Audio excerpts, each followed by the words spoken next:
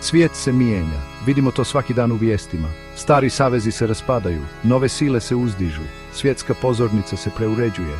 Ove promjene su dramatične, one su također uznemirujuće za mnoge ljude. Kamo sve to vodi? Što donosi budućnost? Biblija nam daje jedinstvenu perspektivu o svjetskim događajima. Govori nam da ove promjene nisu slučajne, one nisu jednostavno rezultat političkih manevara ili ekonomskih sila. Biblija nam govori da je Bog taj koji kontrolira. On pomiče narode kao figure na šahovskoj ploči. On ostvaruje svoj plan kroz vjekove. Biblija nam također govori da živimo u posljednjim vremenima. Ovo nije kraj svijeta, ali je kraj doba. To je vrijeme koje vodi do povratka Isusa Krista. Biblija nam daje mnoge znakove na koje trebamo paziti, a koji će ukazivati na to da je kraj blizu. Jedan od tih znakova je uspon i pad nacija. Prorok Danijel živio je u vrijeme velikih previranja. Vidio je kako Babilonsko carstvo osvaja njegov narod, Židove. Odveden je u zarobljeništvo u Babilon. Dok je bio u zarobljeništvu, Bog je Danijelu dao nevjerojatna proročanstva o budućnosti. Danijel je vidio da će carstva rasti i padati. Vidio je da će biti ratova i glasina o ratovima. Vidio je da će svijet biti mjesto velikih nemira u posljednjim danima. Danijelova proročanstva su posebno relevantna danas. Svjedočimo stvaranju novih saveza i pojavi novih centara moći. Jedan od najznačajnijih događaja je rastući savez između Rusije, Irana i Turske. Ove nacije imaju dugu povijest sukoba i rivalstva, ali posljednjih godina pronašle su zajednički cilj u svom protivljenju Zapadu, posebno Sjedinjenim Američkim Državama i Izraelu. Rusija je sila u usponu pod vodstvom Vladimira Putina. Rusija nastoji ponovno potvrditi svoj utjecaj na Bliskom istoku. Također nastoji izvati Sjedinjene Američke Države za globalnu dominaciju. Iran je šiitska muslimanska teokracija. Njime vlada skupina radikalnih svećenika. Iran je odlučan postati dominantna sila na Bliskom istoku.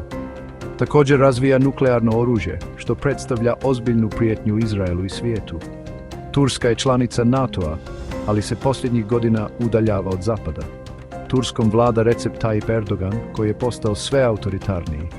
Turska nastoji oživjeti svoju osmansku prošlost. Također igra sve asertivniju ulogu na Bliskom istoku.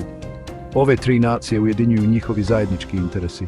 Također ih ujedinjuju i njihovi zajednički neprijatelji.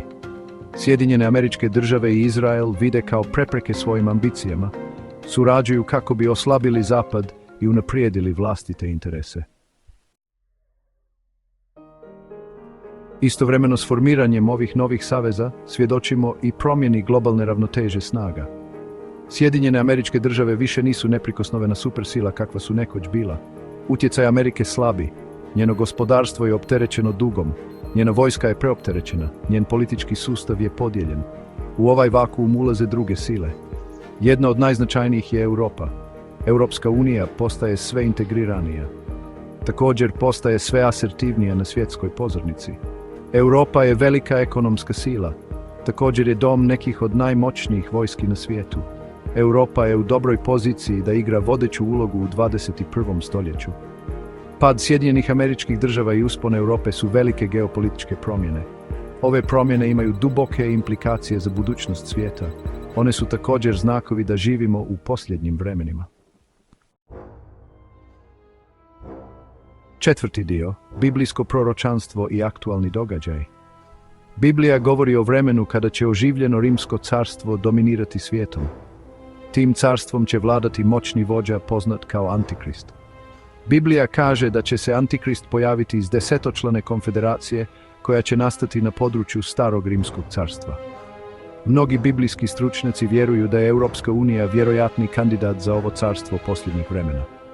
Europska unija je već moćan ekonomski i politički entitet. Također se nalazi u srcu starog rimskog carstva. Ako bi Europska unija postala vojna supersila, ispunila bi biblijske kriterije za carstvo posljednjih vremena. Biblija nam također govori da će u posljednjim danima biti veliki rat na Bliskom istoku. U tom ratu će sudjelovati mnoge nacije, uključujući Rusiju, Iran i Tursku. Biblija kaže da će se ovaj rat voditi na mjestu zvanom Armagedon. Knjiga Otkrivenja opisuje događaje posljednjih vremena u živopisnim detaljima.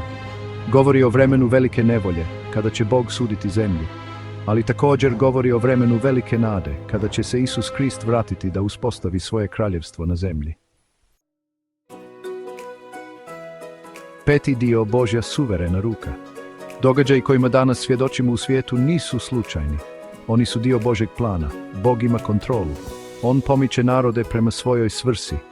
Možda ne razumijemo uvijek što Bog radi, ali možemo biti sigurni da on ostvaruje svoj plan za naše dobro i njegovu slavu.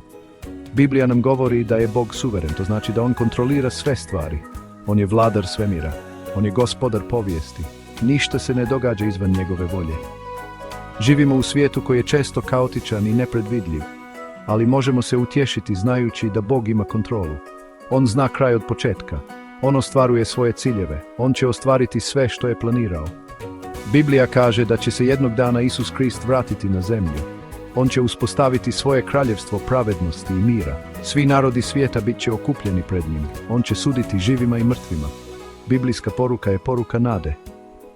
Iako živimo u teškim vremenima, možemo s povjerenjem gledati u budućnost. Bog ima kontrolu. On će sve ispraviti. On će uspostaviti svoje kraljevstvo na zemlji i vladat će zauvijek.